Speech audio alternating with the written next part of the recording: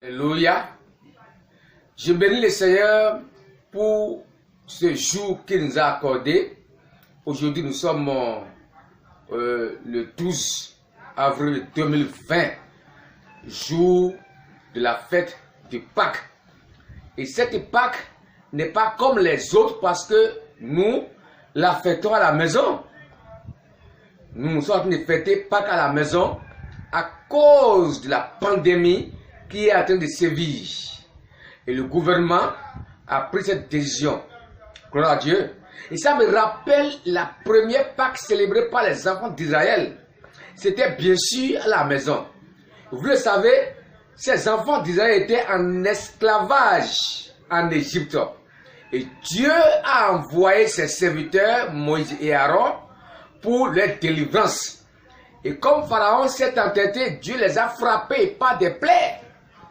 Mais la dernière plaie était la mort de leur premier-né. Et c'est en cet instant-là que Dieu a ordonné à ce qu'on puisse tuer l'agneau et mettre le sang sur les linteaux des portes.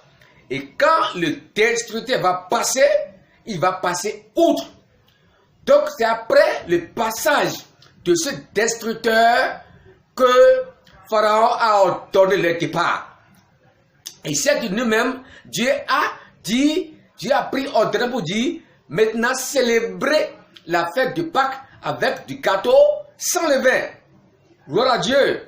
Et Dieu a dit que cette fête-là, ou bien cette nourriture-là, tout le monde ne peut pas manger. C'est seulement les enfants d'Israël. Mais s'il y a des étrangers, ils vont aussi manger à condition qu'ils soient circoncis.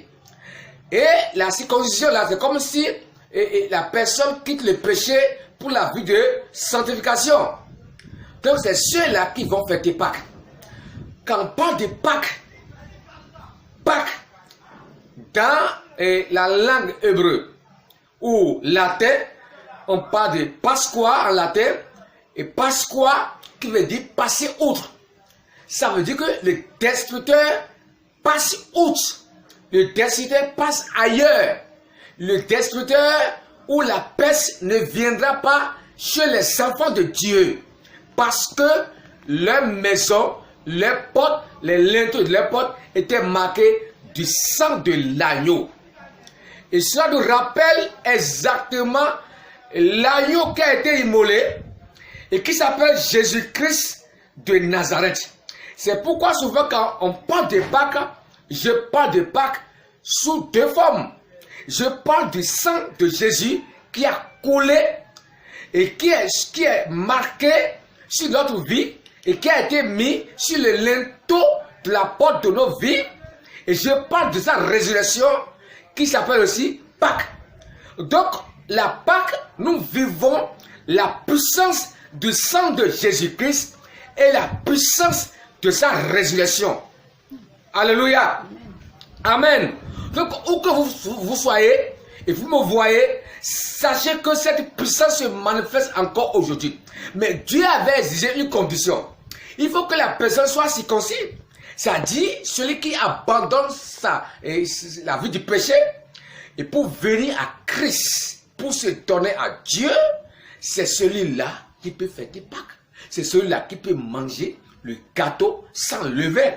Et quand on parle aussi de gâteau sans levain, ça dit que c'est une vie sans péché et qui s'approche de cette fête de Pâques. Donc n'importe qui ne célèbre pas Pâques. Donc en ce jour de Pâques là, je voulais d'abord t'inviter à te donner à Jésus, à faire la paix avec Christ, pour bénéficier des conséquences de la fête de Pâques, des conséquences du sang de Jésus coulé à la croix de Golgotha. Tu as besoin des conséquences de sa mort et de sa résurrection. Alléluia. Donc, nous pouvons dire aujourd'hui que Jésus-Christ est notre Pâques. Jésus-Christ est notre délivrance. Jésus-Christ est ta délivrance. Il nous a libérés. Son sang a coulé pour nous délivrer. Il est mort pour qu'on ne soit plus quelqu'un condamné à la mort par rapport au péché. Il est ressuscité pour que tout ce qui est dans ta vie, tout ce qui est en toi, comme organe, comme des bonnes choses qui sont en train de mourir, puissent être maintenant ressuscitées.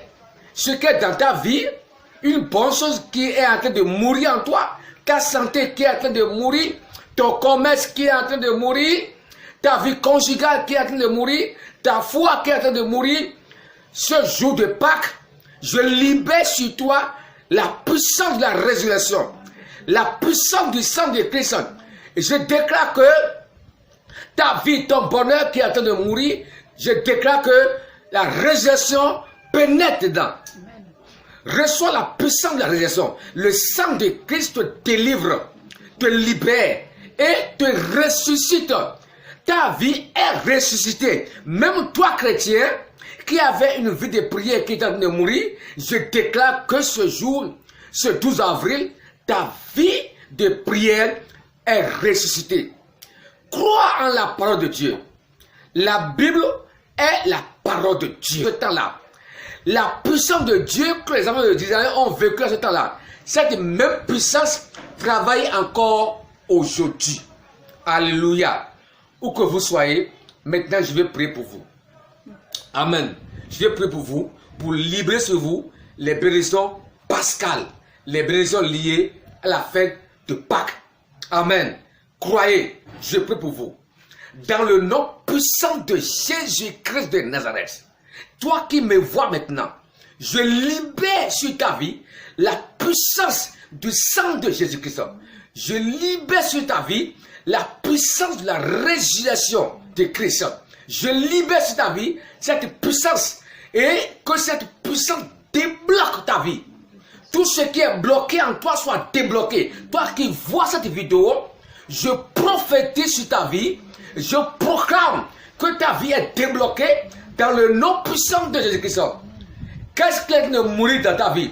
Est-ce ton commerce, ton travail, ta santé qui est en train de mourir? Je proclame la résurrection dans ton corps, dans ta vie, dans ton âme, dans ton esprit, dans ton commerce, au nom puissant de Jésus-Christ. Je libère ta vie, je libère ton destin dans le nom de Jésus-Christ. Que tout ce qui a été enfoui dans ta vie, tout ce qui a été enterré par les puissances occultes et qui sont enterrés, je proclame la résurrection au nom de Jésus-Christ. Ta santé qui est enterrée, oh, ton bonheur qui est enterré, je proclame sa résurrection par la puissance qui m'a été conférée. Je libère ta vie. Que ta vie soit libérée au nom puissant de Jésus-Christ ressuscité. Amen. Que Dieu